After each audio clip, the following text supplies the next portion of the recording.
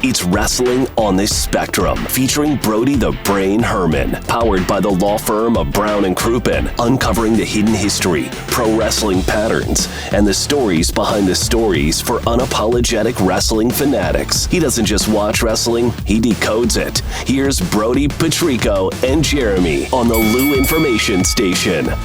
It's SummerSlam weekend, and we're running down the card with our predictions for the biggest party in the summer this week on Wrestling on the Spectrum.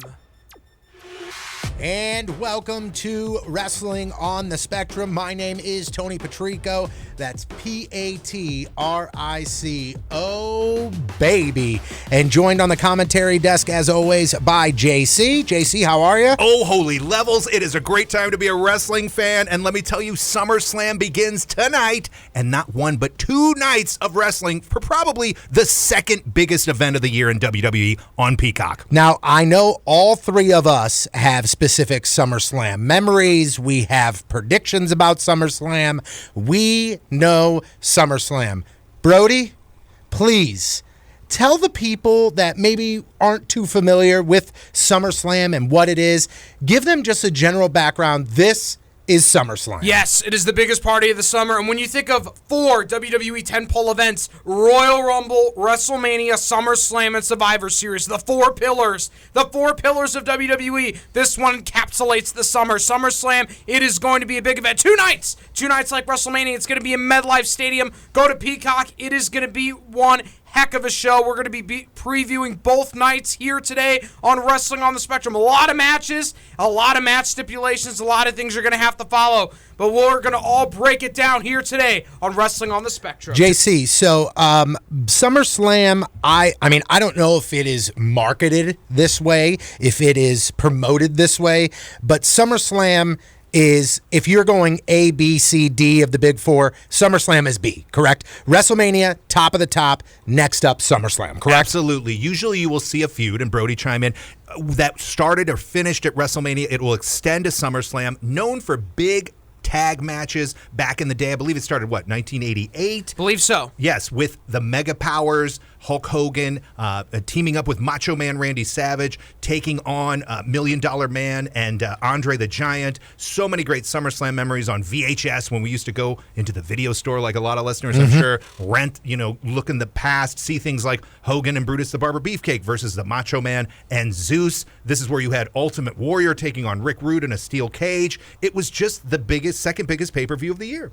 Yes, it is. It's the only other pay-per-view so far WWE has where it's a 2-nighter, so it is the second biggest pay-per-view of the year right now. And, of course, as we're going to talk about, of course, this feud extends over into SummerSlam. We're going to talk about Cena and Cody. That'll be our main event of this show, so stay tuned and listen to that as we dive into that at the end of the show. But we're going to talk about the first night of SummerSlam. It's going to be, the first night is Saturday, August 2nd. It's going to be 5 o'clock p.m. Central Time on Peacock. Tune in. It's going to be a very, very fun show. A lot of matches, and we're going to start breaking them down now. Okay, so let's go ahead and kind of go up the card, okay? We don't know exactly, what matches will fall which way. I know we know the main event of each evening, but looking at night number 1 for SummerSlam, okay?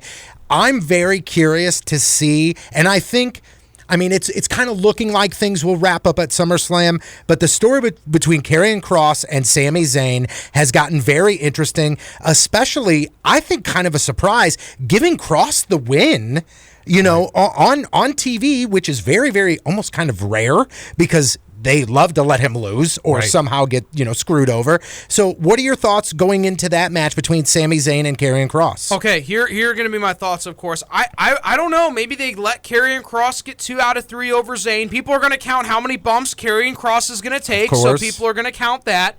And we're going to see. Maybe he gets 2 out of 3. I think he will. I think Kross actually beat Zayn. I think they give him 2 out of 3. I think they let Zayn get his pay-per-view win already. And I think they're going to try to give Karrion Kross a pay-per-view win over Zayn. So I got Kross beating Zayn and will take 2 out of 3 over Sami Zayn. And for casual fans, how would we describe Karrion Kross? He's with Scarlett, his manager. He's almost like he's a physical specimen, cult-like leader, right? He's playing mind games. Yes. And he has a renewed momentum ever since he cut his promo, there's a lot of fans. I understand the merchandise is doing really well, whereas Sami Zayn is the fighter, the consummate underdog, and he's always has a following and has gotten over in recent years to a tremendous degree. I look at this match and I said a loss for Sami Zayn doesn't hurt him, it doesn't help him, it doesn't do anything. A loss for Karrion Kross buries him. Buries him. He goes away. Where do you go from here? Yes. So getting him the W at SummerSlam, I think, is the smart move, and I think that's where this will go. Summer of Kross. Yep, absolutely. All right, all of us think Kross will win this one, and of course,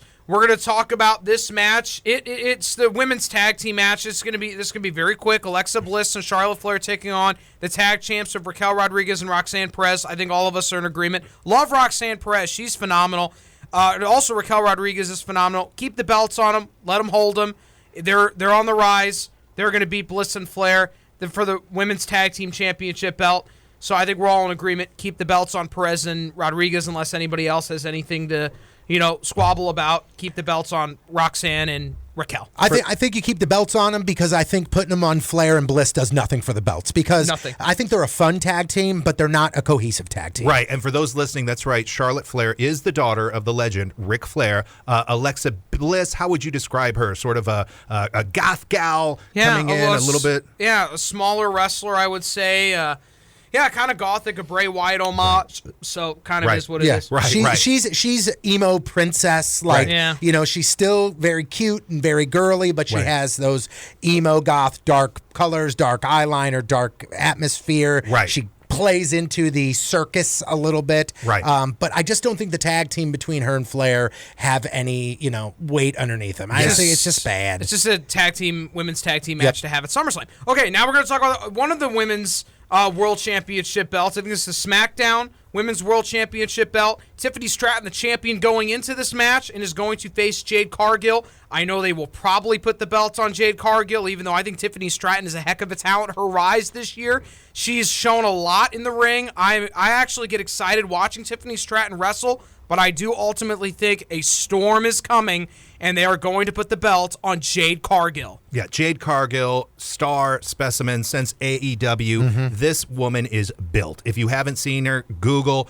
an incredible entrance. The buzz on her was just she's still learning. I think I'm with you, Brody. SummerSlam has traditionally been a time to crown new champions, the younger generation, all the way back to when Randy Orton, right, beat Chris Benoit, I believe. Brody, correct me if I'm wrong, to be the youngest WWE champion, right? I see Jade Cargill. We love Tiffany Stratton. Sarah has the Tiffany Time shirt. She is an athletic, great look. I think she's a natural heel. This baby face, I'm not sure is connecting, meaning good guy, good gal in this case. I'm with you, Jade Cargill. This is her moment. I think that the belt goes on Jade. I think Tiffany did great things with her time as champion, but unfortunately, again, I think it's kind of in a very crowded card, kind of disappeared a little bit. Yep. Right. And I think if you want to bring that belt back to prominence, you want to showcase that belt, and you want to showcase that belt to a different audience that will really connect with who is holding the belt and how she, really kind of puts herself out there as a strong woman, somebody that you look at her and you go, she can fight me. She would beat me up. Right. You look at her and that's a strong, powerful woman to put the belt on. And I think Jade walks away SummerSlam with the title on her shoulder. Yes, and we're going to talk about two tag team matches that are going to be on Saturday. Two tag team matches. The first one, Roman Reigns and Jey Uso, Samoan Bloodline going up against Paul Heyman's new faction, the Empire is what he's calling it. He is their oracle of Drew McIntyre and Logan Paul. We'll talk about that match in a second. Braun Breaker and Bronson Reed. So that's going to be something. I think Braun Breaker and Bronson Reed will win this match. The Empire reigns supreme. They struck first on Raw. Now they're going to strike again, and they will beat Roman Reigns and Jey Uso. They're going to try to get this Heyman faction over further. It is not going to hurt Roman Reigns and Jey Uso if they lose this match. I think this puts Braun Breaker and Bronson Reed in a whole new stratosphere if they can get a win over Roman Reigns and Jey Uso and really give this Empire faction of Heyman's some more heat. So I think give that group more heat. Let Braun Breaker, who's going to be your future main eventer, a future WrestleMania main eventer, a win here. Give Bronson Reed and that crew a win here. Rollins will be absent due to an injury, and give them a win over Reigns and Uso, who don't really need it. They're already stars. You already established them as main eventers. Get Reed and Breakker over on Reigns and Uso. It's important for Reed and Breakker to win this match. I think the winners will be Braun Breaker and Bronson Reed. And listeners may have heard the name Roman Reigns. He's been one of the top stars for the last decade. It's in the Samoan family. There is relation to The Rock there. It's as if Jason Momoa was a wrestler. Handsome guy, has an incredible physique, huge star power, and he's teaming up with Jey Uso, who in recent years here has really broken out, traditionally a tag team wrestler. He's the one that does the yeet dance. It's quite a spectacle to see on TV when you see everyone yeeting in the arena, so he has a lot of heat behind him. To me, this is the throwback to the Tag Team SummerSlam Classics. Looking forward to this one. How would we describe Braun Breaker and Bronson Reed to casual fans? Monsters. Right. Monsters among men. I mean, just boulders of human beings. Related to Steiners. And the craziest thing is I just said monsters. I said boulders of men. I said these giant things. But quick and athletic and agile. And you go, wait a minute, you can't be a boulder and a monster of a man and still come off the top rope or still be faster than half the wrestlers that are in the ring today? Yeah, you can. And we're seeing that happen every single week by watching Bronson Reed and Braun Breaker in the ring. Yeah, Google Braun Breaker spearing YouTube star Speed for one of the wickedest spears. I know it's predetermined, right? But gosh, that had to hurt. Oh, I'm sure it did. And of course, we're going to talk about another tag team match. Randy Orton and Jelly Roll RK-Roll versus Drew McIntyre and Logan Paul. And folks, this is where you're like, oh God, they're inserting the celebrities. It makes it mainstream. And I like this matchup a lot. I really like the way they've used Logan Paul in WWE. Jelly Roll's gotten in shape for this. He's worked hard for this. And I think, surprising to many people, Drew McIntyre and Logan Paul will beat Randy Orton and Jelly Roll. I don't think Jelly Roll will be pinned. I think Jelly Roll will get some great offense on Logan Paul. It is going to be some entertaining stuff. But ultimately, Drew McIntyre and Logan Paul will win this match. Randy Orton won on Saturday night's main event. Drew McIntyre will get his revenge on Randy Orton. At the same time, Jelly Roll will hit some incredible offense on Logan Paul. So it'll achieve both goals, advance Drew McIntyre, and, feature Logan Paul prominently. Logan Paul, you can have anything done to him. He's the master of just keeping himself over, knowing how to stay on top and being a star. Logan Paul knows how to do that. And I think Drew McIntyre, Logan Paul beat Randy Orton and Jelly Roll. And, it'll be a fun match. It'll be a fun match for the family. Sit down. Jelly Roll, he's an entertaining guy. He's worked hard for this, and I think he's earned this. And this is one of those matches that'll get maybe, if not for the biggest wrestling fans in the world, but they'll tune in to see this match because they know Jelly Roll. It brings in Jelly Roll's fans and gets their eyes on the WWE product. This is kind of what this match is. Absolutely, Brody. You can tell when a celebrity comes in if they are true fans or not, right? Shout out to Jeremy Piven calling SummerSlam Summerfest. We all love that, right? But Jelly Roll, you can tell, is into it. And to your point, looks pretty good. He's been training, unlike Travis Scott. I was going to say, did you see that report that came out this week? Yep. Right. There was a massive fallout between TKO, WWE, and Travis Scott. Right. And that's because, and I think we mentioned this on the first episode that we did for Wrestling on the Spectrum, is that somebody like Travis Scott is a wrestling fan who didn't want to put in the work and just expected to just come in and things were going to happen. Well, they asked him to do some things and he didn't do them. And then now there's this fallout.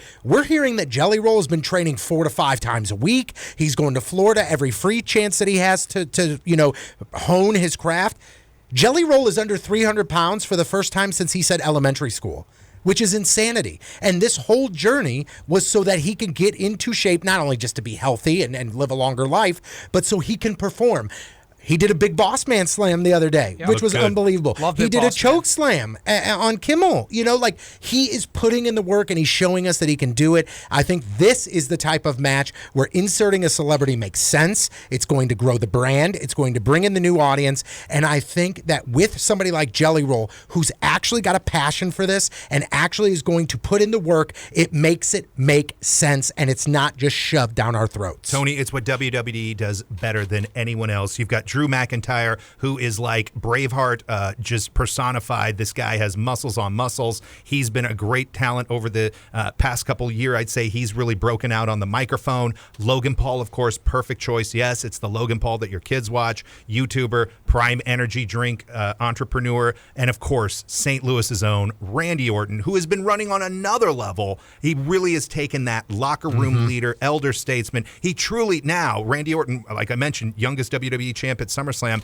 he's running on another level. The confidence in the ring, High Ridge's own Randy Orton has really, really grown into this role. Now, I will tell you this, and I think I mentioned this last episode as well, is the fact that I think after Cena completes this run and we send him out, I think next year, I mean, looking at it, Randy probably is going to be taking a more limited role. I think he's said in the past, like, I still want to do this, but, I'm really enjoying my time because I don't know how much time I have left. Right. And I think Randy Orton deserves the same treatment that we have been giving John Cena.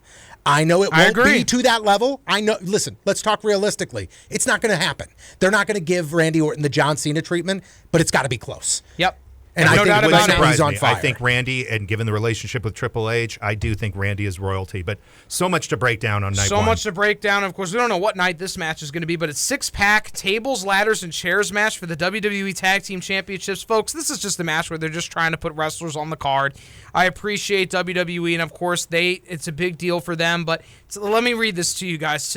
It's going to be a lot. Okay, the Wyatt Six, Dexter Lumis and Joe Gacy, who are the SmackDown Tag Team Champions, are going up against Andrade and Rey Fenix, DIY, Tommaso Ciampa and Johnny Gargano, Fraxium of Axiom and Nathan Frazier, the Motor City Machine Guns, who are the best tag team in WWE, by the way, Alex Shelley and Chris Sabin, and of course the Street Profits, Angelo Dawkins and Montez Ford.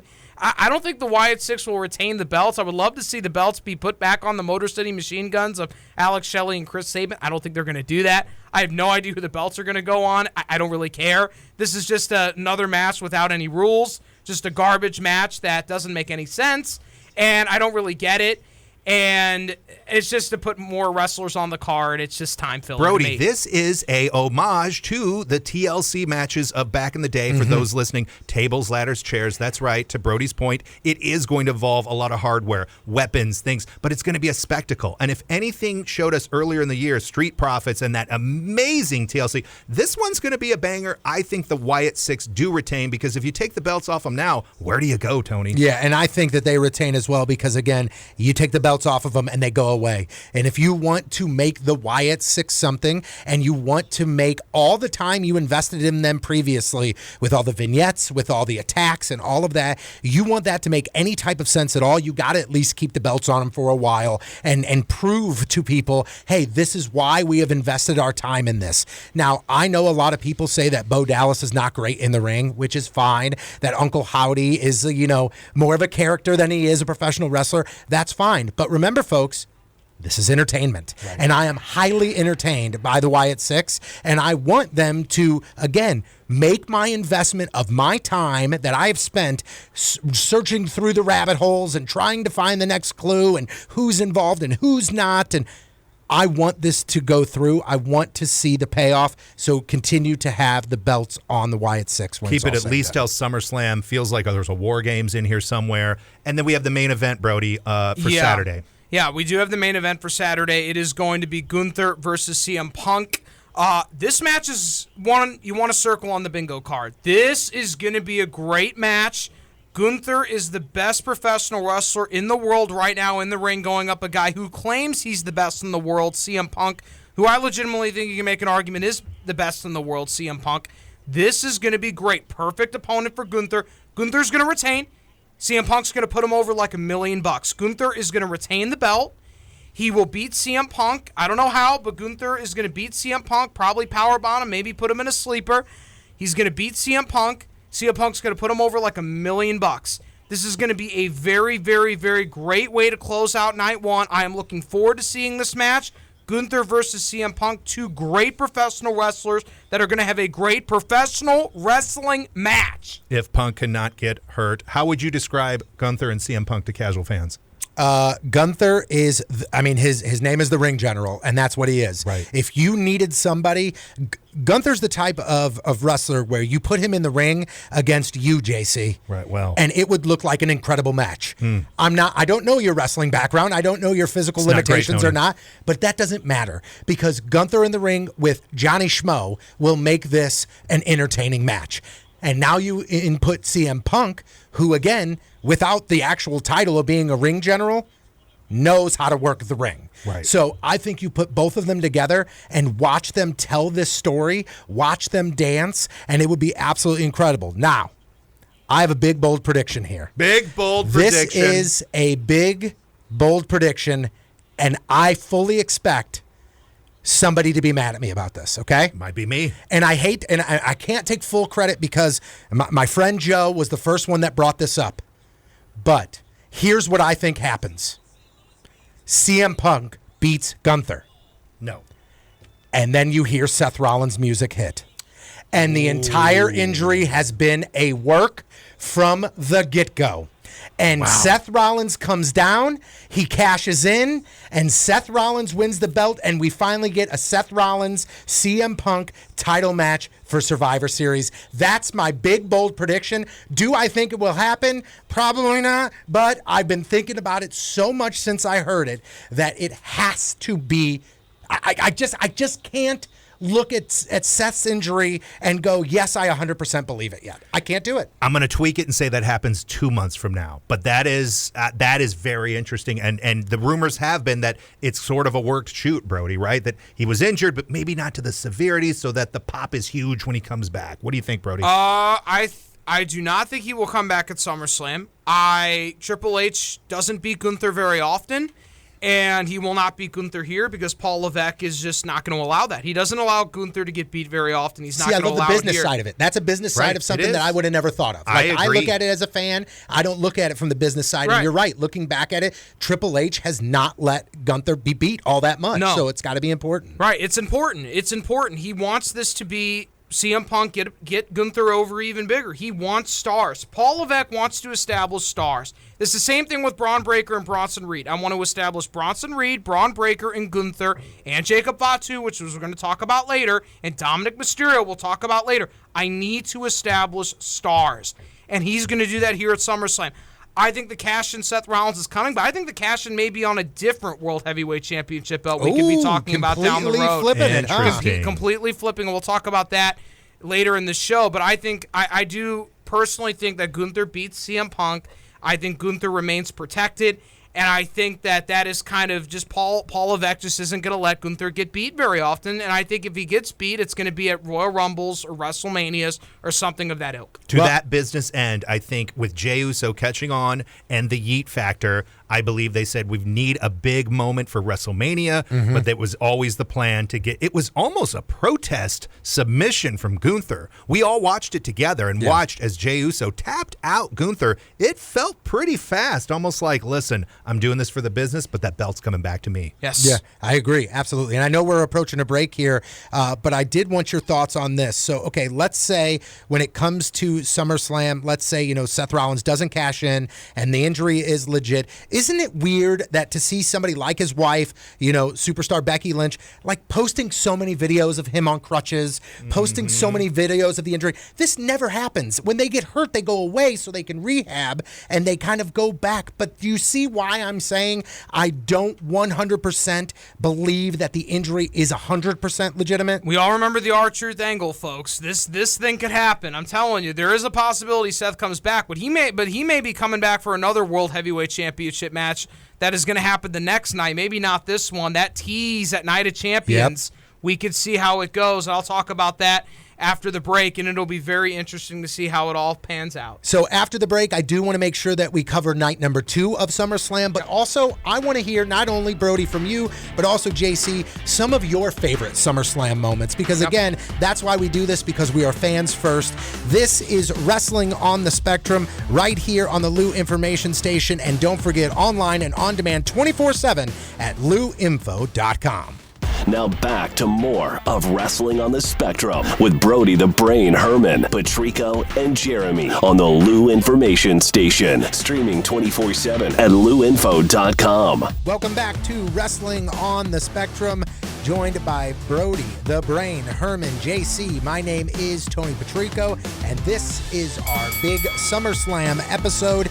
If you missed it, we kind of broke down night number one.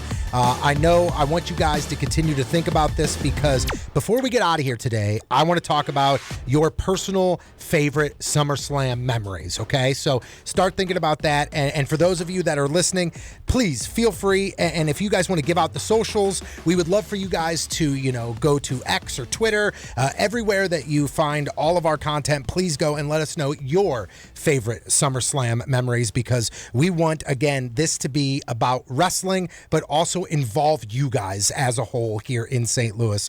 So a big thanks to sponsor of Wrestling on the Spectrum, Brown and Crouppen, 222-2222. Brody, what match do you think is the sleeper match for night number 2 of SummerSlam? Well, we'll get to that in a moment, but the first match we probably want to preview here is the Women's Intercontinental Championship match, and that is Becky Lynch versus Lyra Valkyria, and they have been trying to get Lyra Valkyria over so hard, and it's just not working. I agree. And I don't know if her getting the belt will make it better, but she will beat Becky Lynch, because one of the stipulations is that, if she doesn't beat Becky Lynch, she won't be able to challenge for the belt. And, of course, this is another match of no disqualification, no countouts, lazy booking, because it's just so many matches with no rules, and it just confuses everybody, because why does every match have furniture in it? It doesn't make any sense. Brody is clearly of the Jim Cornette followers there, and I appreciate that. I'm going to counter your move here. Becky Lynch, Lyra, I think Lyra is getting over in St. Louis there. They had a banger of a match, really got a standing ovation. I think Becky Lynch is doing a lot, and Lyra, in fact, I agree with you, will be taking the title home, but that we will look back and say Becky Lynch put her over really well. I agree with you, JC. I think that Lyra is going to win here. I do also agree with you, Brody. I think this is lazy booking. I think you have two talented superstars that you can have them put on a good, clean match, have it be entertaining, tell a story, and still have the result be exactly what you wanted. I don't necessarily think that every match always has to have a stipulation. I think as a fan of WWE, I think the general fandom, the general WWE Universe, I think they have been spoiled a bit with all the stipulations. Everything's got a cage or a door or a this. It didn't work for WCW at the end. I don't think it's necessarily working here. It's not working against them. It's just not doing what they expect it to do. Because their competitor AEW, every match there doesn't have any rules, and so why does WWE have to placate by having every one of their matches have no rules? It doesn't make any sense. You need to have stipulations in order to have the matches mean something. Heels need to get heat. And when the matches don't have any rules, the heels can't get heat. So that's another problem. It's just, why do we have all these matches that are just garbage and have a bunch of furniture? This match doesn't need any furniture. Becky Lynch and Lyra Valkyria is a match that does not need a lot of furniture, but yet they're going to insert it anyway, because that's what they're going to do, because it is what it is. That's what wrestling is. And the next match we're going to talk about doesn't have any rules in it. It's a no disqualification match because it's triple threat, and that's another problem. Of course, we're going to talk about the Raw Women's World Championship match. Naomi's the champion going in against Io Sky and Rhea Ripley. Again, they insert Io Sky into another one of these matches. I know she's really good in the ring, but we want to see Rhea Ripley and Bianca Belair. They insert Io Sky, and then it's Naomi and Rhea Ripley. Now they're inserting Io Sky again, but here it kind of makes more sense because she was the champion. Naomi took it away, and now they're having another three-way, another multi-man match, another triple threat. Too many triple threat matches in WWE. Paul Levesque has too many triple threat matches, and of course with a triple threat match, it means no disqualification, lazy booking, and of course we have all of these. It's just too much. Naomi probably retains, I guess. She'll retain the belt by pinning, I guess Io, and then they're going to build that for Stephanie Vaquer and Clash in Paris. I guess is where they're going. The winner of this match could be any of these three. It's probably going to be Naomi. I've loved Naomi recently. Naomi has been phenomenal on the mic. I love this new heelish attitude that she has. We are proceeding with caution because she's coming in like a storm. I love Naomi's presentation as of late. Of course, Rhea Ripley is the best women's professional wrestler in our sport today.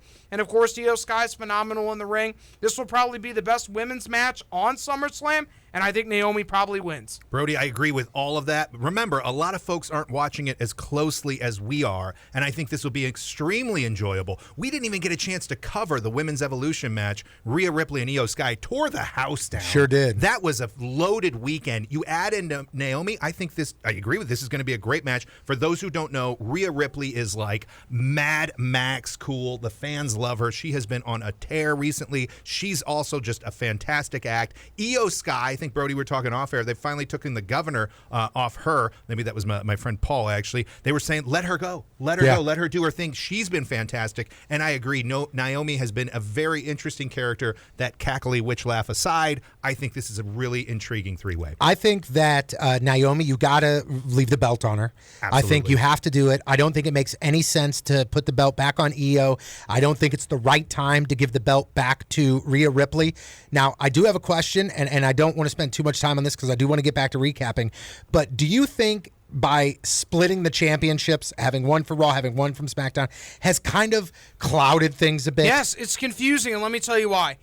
It's ridiculous. Why do we have two tag team I don't know who the tag team champions are on any given week. I know everything about wrestling, and yet I can't figure out, is it the Raw Tag Team Championship? Yep. Is it the SmackDown Tag Team Championship? Is it the SmackDown Women's Championship? The Raw Women's Championship? And why do we have a World Heavyweight Championship and an Undisputed Championship? We have too many belts.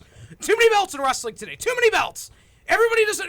Why does everybody need a belt? We need a stake for every match. It's because they don't want to create any more stakes. The easiest stake to have in a wrestling match is a belt. So today in the sport of professional wrestling, everybody has to have a belt, and every match has to involve a belt. So that's kind of it. Too many belts. It confuses everybody. It dilutes the belts. At least WWE does a good job in acknowledging, and you know who all the champions are for the big belts, like the World Heavyweight Championship and the Undisputed Championship, whatever it's called.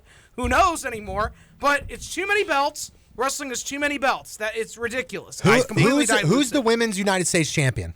I believe exactly, it is. And you know it's Julia. It's Julia. You literally know everything, like at the drop of a dime, and you still had to think about that for a second because they just get buried. Things get buried, unfortunately. To your point, I think we all know as wrestling fans that the world title has become the Intercontinental title, right? It's the worker belt, right? The Undisputed has become sort of the real championship. It's sort of, when you split the championships like that, it lowered all the other belts. They're essentially TV champions. It's World Championship. The Undisputed is World Championship A, and the WWE is World Championship B. 100%, but I'd even call it, it's sort of what the Intercontinental belt used to be. Mm-hmm. I agree. Well, speaking of the Intercontinental belt. Yes, it is the Intercontinental Champion Dominic Mysterio is going into this match. He's going to wrestle a phenomenal wrestler, the phenomenal one, AJ Styles. Dominic Mysterio will retain. AJ Styles is going to put him over like $1 million. This is the sleeper match.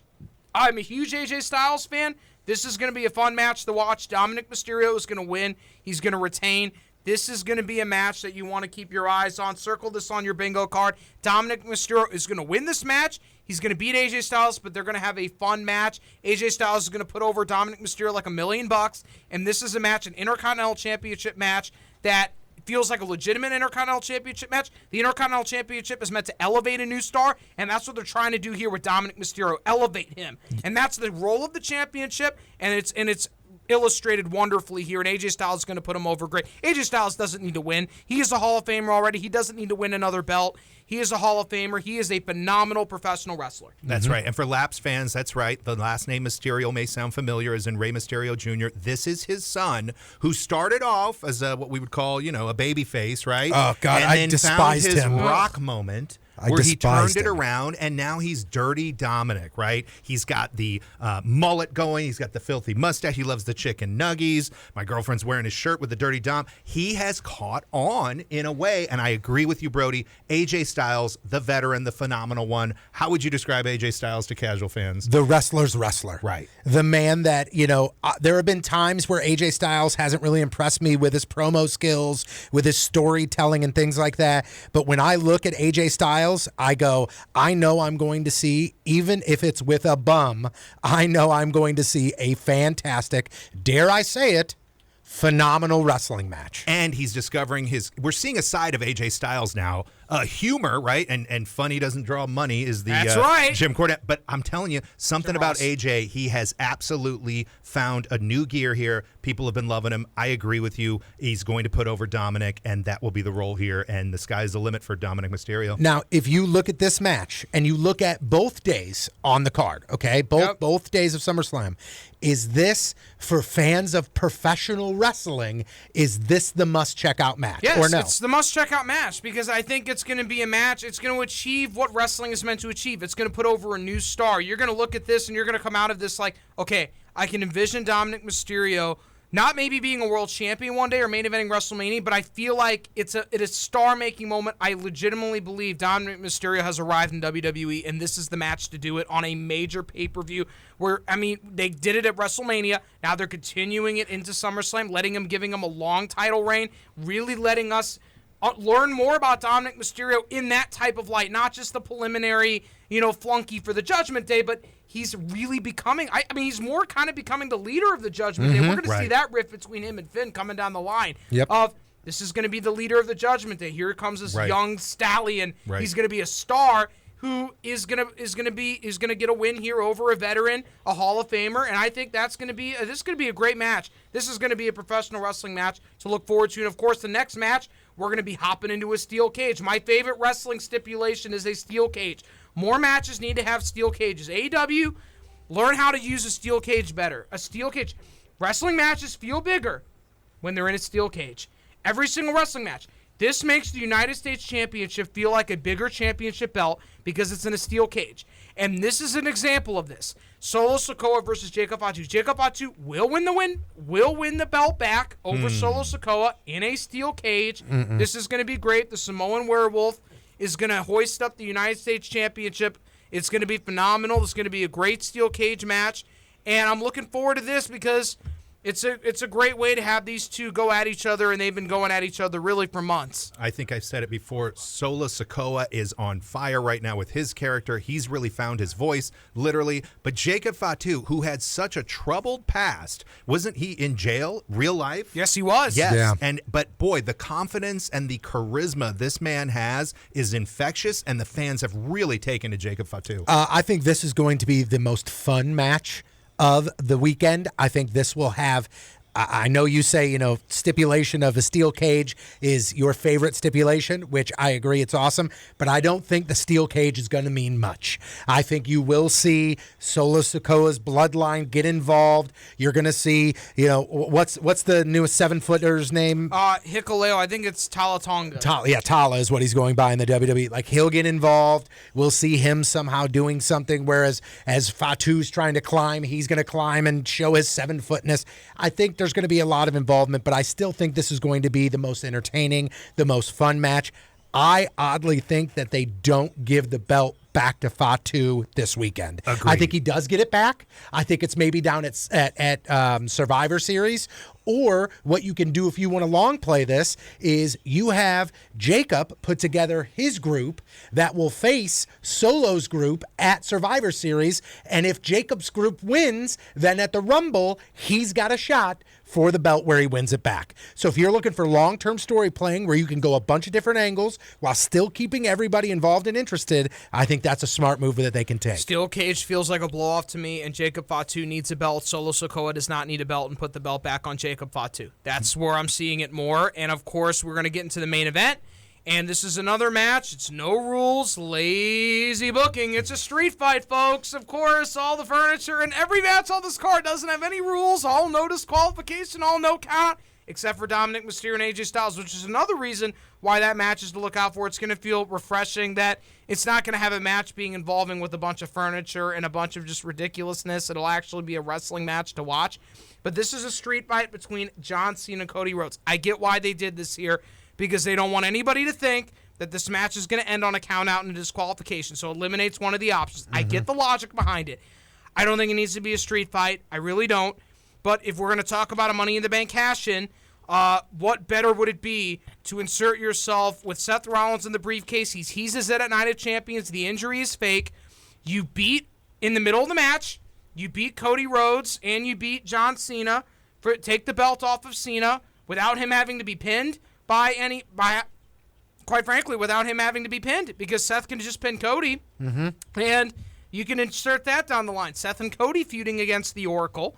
And then the Oracle, the Empire, whatever it's called, but Heyman's the Oracle. And Rollins can pin Cody. They have a feud down the line. Rollins gets the belt. Cena and Cody can have their blow-off match because it never ended. It never had a finish involving either of them. And you could have that retirement match in Boston. Cody and Cena. No World Heavyweight Championship on the line, but it'll be the time where Cody could finally get his revenge on Cena. Play it out all the way till the end of the year and have Cody beat Cena in Boston, and yet Rollins comes out of it with the belt. But I don't think that's going to happen because I don't think Rollins' injuries will work. And I do think Cody Rhodes beats John Cena. This is where they end it.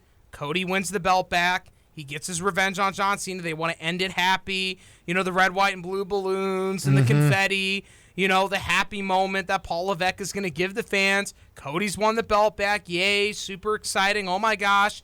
And, of course, that's kind of where they're going to go. I think Cody will beat Cena for the title. There's not going to be any cash in of the Money in the Bank. I don't like the fact that it's a street fight, but I get why they've done it because they don't want the fans to believe that Cody will win by disqualification or countout. And don't you think there is some stink left over from the WrestleMania, the Tim Scott? There was a lot. I think they understand that and feel it, that it was a bit of anticlimactic. You can put some blame on Dwayne "The Rock" Johnson for not being there. I thought for sure Rock would show up. Maybe he does. I agree with you. For Lapsed fans, Cody Rhodes is, in fact, the son of the legendary Dusty Rhodes. You see a lot of that here. John Cena needs no introduction. Multi-star. I believe this could be the start of John Cena's face turn as he ends the other side of his retirement tour as a good guy. What do you think, Tony? I think that this is the night that John Cena loses the belt. And I'll tell you why. Because they don't want to devalue their world title by having him lose it on his final match, where the pomp and the circumstance will be focused on John Cena retiring from the WWE. So how do you solve that? You take the belt from him at SummerSlam. Take the belt away. Cody's celebration, like you said, the red, white, and blue balloons come down. Everybody's celebrating. Cody is the champ again. And then you have Cena challenge him for that belt again down the road. You know, Cody beats him again on his last match on his way out.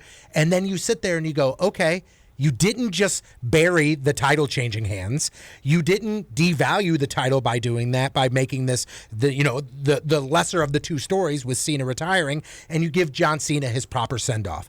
I think, and I know you said, why does this have to be a street fight? I think it's because it's the only way it's entertaining.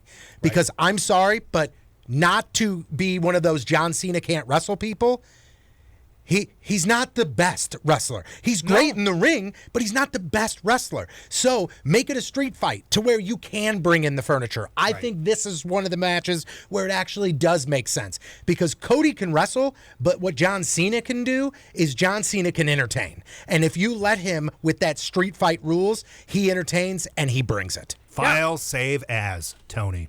All right, I think veteran wrestlers using furniture is common in both wrestling promotions these days, and because of their shortcomings that they can't do as many of the moves in the ring as that they used to be able to do, now they have to use furniture to compensate for it. But of course, talking about our favorite SummerSlam memories, of course, my favorite SummerSlam memory, my first SummerSlam memory was SummerSlam when Cena beat Randy Orton at SummerSlam 2007, and then the SummerSlam in 2011 where Alberto Del Rio cashed in his Money in the Bank on John Cena and CM Punk, took the belt away, and of course it kept the Cena-Punk feud going, but it didn't have to involve the belt. Eventually Punk did win the belt back later down the line. But involving that, and of course, Suplex City with Lesnar and Lesnar main eventing for SummerSlam. I mean, how many suplexes was that? Like 431? 16, it was something. But remember, Brock Lesnar was made at SummerSlam. He beat The Rock at SummerSlam. When you think about SummerSlam, that's really Brock Lesnar's pay-per-view of the last 20 years. It's Brock Lesnar. Now, he won't be on this one, for obvious reasons. I heard that, maybe. I've heard from some people inside of TKO that there are reports coming out that people are like, Brock is like a name you don't mention. Oh, wow. Like, he is in that much trouble with the company to where they're like, you do not mention his name because you will immediately be put on a list of you're not on our list. Wow. What does SummerSlam mean to you, Tony? So, when I think SummerSlam and I think of most memorable matches, I immediately think of Bret Hart, Undertaker with Shawn Michaels as a special guest referee. Yes. That is the epitome of SummerSlam to me.